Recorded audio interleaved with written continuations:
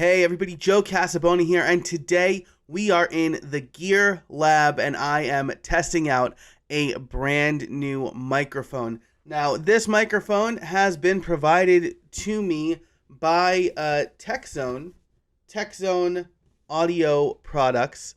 It is the Stellar X2. It's an XLR microphone.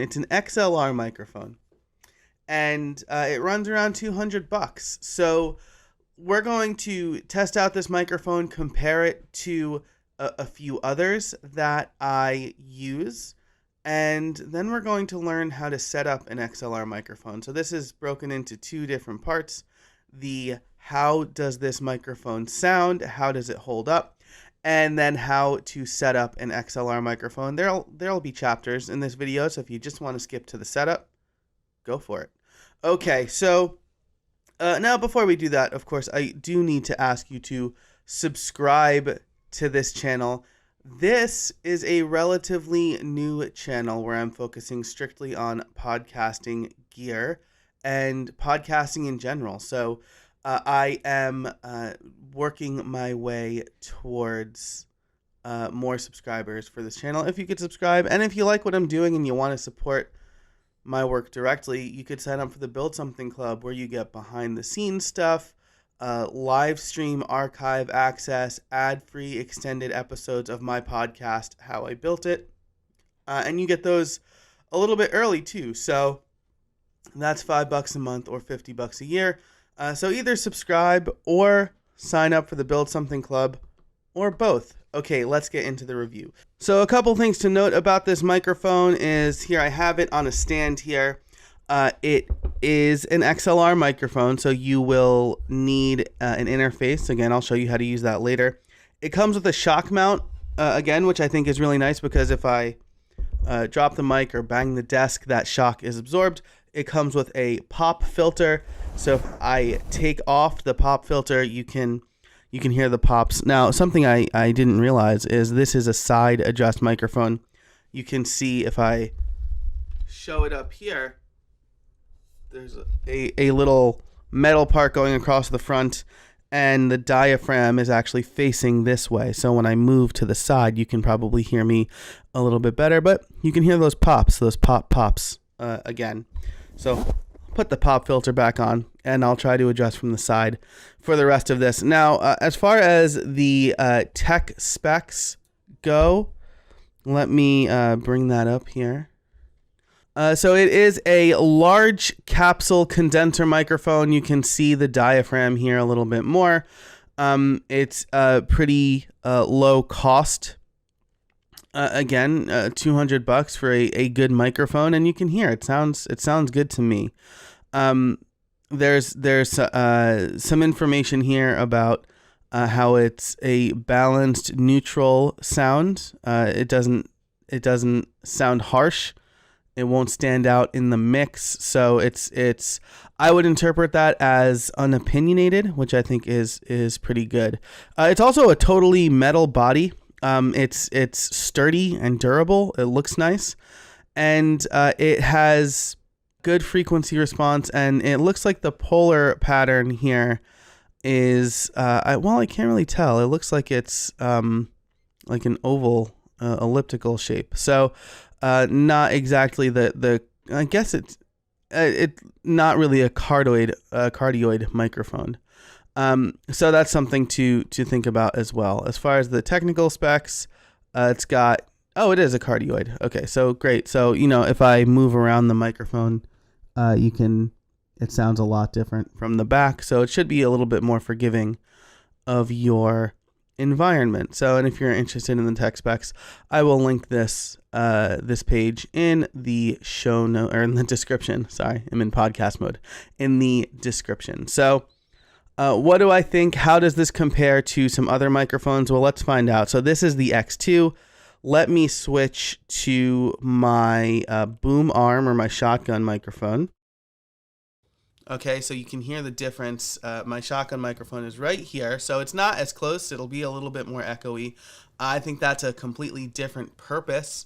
If I bring it in closer and address it almost directly. There's a little bit more sibilance, right? You can hear my S's a little harsher, but again, this is not a close contact microphone. It should be up here. And then I'll bring in the Shure SM7B. This is a $400 microphone. This is a popular podcast microphone. This is what I use for my podcast. Now the volume's a little bit down on this because I do have some phantom power on it. And it's also worth noting that I am using the Rodecaster Pro. If I can show you that here, that's what I am using for all of these microphones. So something important to note with that. So your interface or your audio processor is going to affect the microphone output. But again, if we switch back to the Stellar X2, this is going to sound I think a lot better than a $20 microphone, of course. Again, let me try to do the side address here because I think it does sound better that way. And I'll just actually, you know what? I'll go with my built-in iMac Pro microphone just so you could see how that sounds as well. So this is I don't even know. I can't hear myself in the monitors anymore. So I hope that this is good, but you can see how different the iMac Pro sounds, or the built-in microphone sounds. So yeah, so I think probably, I hope that's not too loud. I'll have my editor fix that. So that is my thoughts on this microphone. I've used a lot in the past. For the beginner, I will generally recommend the ATR 2100. If you're looking for an upgrade, I think this is really good. You can kind of judge for yourself how it sounds versus the built-in microphone and a boom arm and my professional microphone.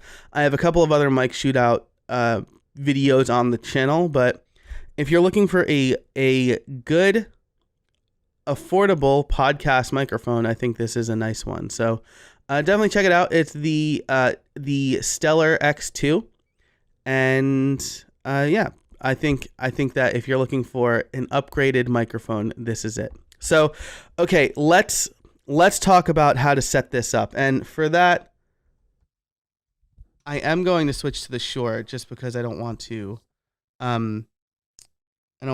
accidentally disconnect anything and cut the audio. So, first of all, let me show you how all of this works. And I take this off the stand? I'll just kind of stand it up. Okay, so first of all, this is an XLR microphone. So it's going to have these 3 pins on it.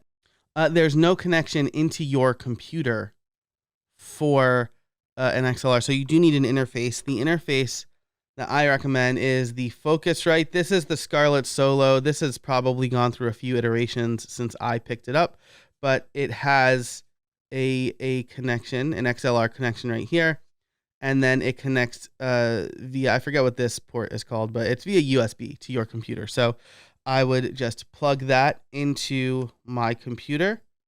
It should come with this cable.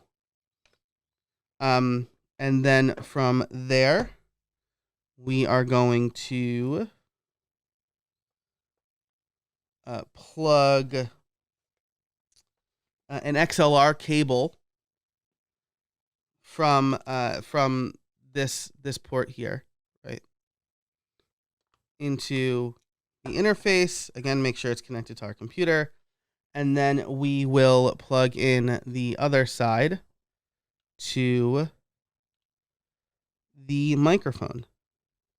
And once you do that, you should have a new audio source. So if you're recording with QuickTime or GarageBand, it will probably show up as the Focusrite Scarlett Solo because it'll be the interface that's reporting. Again, if I can unplug all of this, there's a couple of settings here. Gain, where are we? Gain is how much, I guess it's each of these settings, right? This is an instrument. The number 2 spot is an instrument, and then number 1 is the microphone. So Gain is how much ambient sound the microphone is going to pick up. And then there is also the monitor knob. So each interface is going to be different. Maybe I'll do a video on how to use the Focusrite Scarlett Solo specifically, but that's the connection. And again, depending on the interface you get, you may have these settings, you may not. You may need to fix it in software, but connecting an XLR microphone, the only thing you really need is the interface to do the connection. Okay, that's it for this video. I hope you liked it. I hope that if you are in the market for a new microphone, you'll consider the Stellar X2. Thanks so much to TechZone Audio Products for providing the microphone to me free of charge. Again, be sure to subscribe to this channel for more great content. Join the Build Something Club if you want. I might give this mic away to members. So for $5, you can enter a giveaway for the Stellar X2. And until next time, get out there and build something.